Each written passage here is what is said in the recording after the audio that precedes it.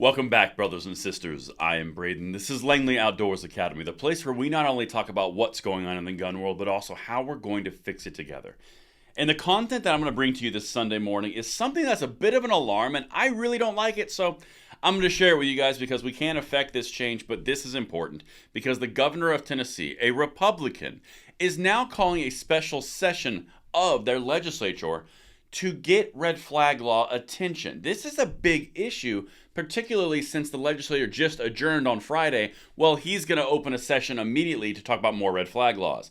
Everything's going to be linked in the description box below. This is something you need to spread out because pressure needs to be applied, and I cannot wait to hear what you guys think in the comments because it helps spread the video. And if you are new or you're a returning viewer, please consider hitting that like button, subscribing to the channel, and hitting that notification bell. We need as many of you as possible to get into the fold with us to spread this information in order to pass the blessing of the Second Amendment along to the next generation. And thank you so much in advance for your consideration. And the content today is brought to you by Battle Cat Co. Now, Battle Cat Co. is a Virginia-based warrior brand for merch. Okay? What they do is they focus on gear that's going to help you prepare for whatever you need to prepare for. So, they support the concept of being an asset to our country, communities, family, and friends. Through lifestyle gear aimed at training and spreading the message of the 2A, Battle Cat Co. is gear that makes a statement for your next day at the range or your everyday warrior wear. And thank you again to Battle Cat Co. for making this content possible. There's a link in the description box if you want to check it out. But my brothers and sisters, these are the types of things that I really don't like. When Republicans who campaign and they go down the road of protecting and defending the Second Amendment go out of their way to infringe it as much as possible without going too far in their minds, I have a bit of an issue. So the backstory on this, if you are not familiar, following the tragedy that happened in Nashville, which, by the way, complete tragedy, put guards in every single school across the United States until we figure out what the deeper issue is. Hint, hint, it's up here, not right here. Anyway, let's keep going. So whenever something like this happens, there's always a push for gun control because the time when your rights are going to be submitted for abuse is going to be when there's an emotional catalyst. Of course it's an emotional catalyst, but that doesn't mean we let down the Second Amendment rights, the First Amendment rights, and all the rights that garner our entire citizenry. Anyway, let's keep going. So there was a lot of pressure from the gun control side of the aisle against the Republicans. Now, there was a whole lot of hullabaloo with not riots, that's the wrong word, with protests that were led on the House floor, which led to the expulsion of Tennessee reps, which were then reinstated. Then the governor calls for red flag laws, although he called them executive protective orders. I mean, it was it's a shell game of words because he doesn't want to say red flag laws. And then the legislature adjourns and says red flag laws are a non-starter. That was this past Friday. Well, now, Sunday, this was released Friday evening or Saturday morning. Listen to what the governor of Tennessee is wanting to do. And actually, he's already said he's doing it. Check this out. Tennessee governor to address gun reform, public safety in special session. So what that means in most of the states across the United States, the governor has the ability to call the legislature back for a special session of Congress. We talked about this with Florida when they were doing some different things. There's all sorts of different examples of where this has occurred. But this is now happening in Tennessee, which is a deep red bastion for gun control because the Republican governor wants to do something. I'd rather do something than nothing, even though something's going to do nothing. At least we did something. It's something that I like to say. Anyway, let's keep going.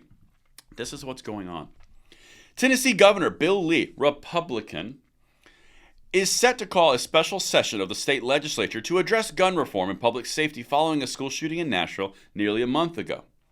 During the special session, which Lee's office announced Friday, the governor hopes to pass legislation that will strengthen public safety and preserve constitutional rights. Now, keep in mind, you cannot have a red flag law or an executive order of protection while balancing due process rights and your Second Amendment rights and safety. It is not possible because the very function of a red flag law is that your guns are taken without conviction. You don't have representation. You do not have your due process rights. You cannot face your accuser. That's why all the money from the Bipartisan Safer Communities Act in the Congress last year didn't go out to other states because there is no due process. There's a reason that these things are so resisted, and as Bill Lee said, toxic to the mention, because they're unconstitutional. You cannot thread this needle. But let's continue because that's the game they're playing with the wordplay, with everything. So, here's some quotes from him. Quote, After much input from the members of the General Assembly and discussions with legislative leadership, we have decided to call a special session to continue our work to protect Tennessee communities and preserve constitutional rights, Lee said in a statement. Again, those two things cannot exist together in the same room. But the part that's very concerning for me here is the legislators who are in leadership roles in a supermajority Republican Congress, at least at the state level. They're now entertaining these ideas, and they're reopening this special session to discuss them. Last Friday, or actually this past Friday, they shut down and they ended the entire session. They adjourned the entire session of Congress because red flag laws were a non-starter. 5 hours later, they're opening up a special session. Anyone else not liking this? I know. Let me know in the comments. And I got one more thing for you because this is a slippery slope.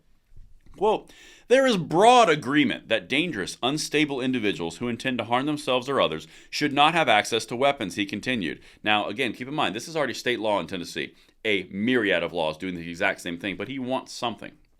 Quote, we also share a strong commitment to preserving Second Amendment rights, ensuring due process, and addressing the heart of the problem with strengthened mental health resources.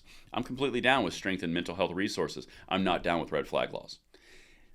The way that this has transpired, the way that this has gone through from a standpoint of we want some sort of order of protection, but it's not a red flag law, but it does what red flag laws do, shows it's a red flag law. You're just trying to play a game with words so you don't get that title. It is a red flag law. If you're in Tennessee or you're one of the Tennessee legislators just happening to consider this, there is no way to represent due process rights of your citizenry and red flag laws. It is not possible.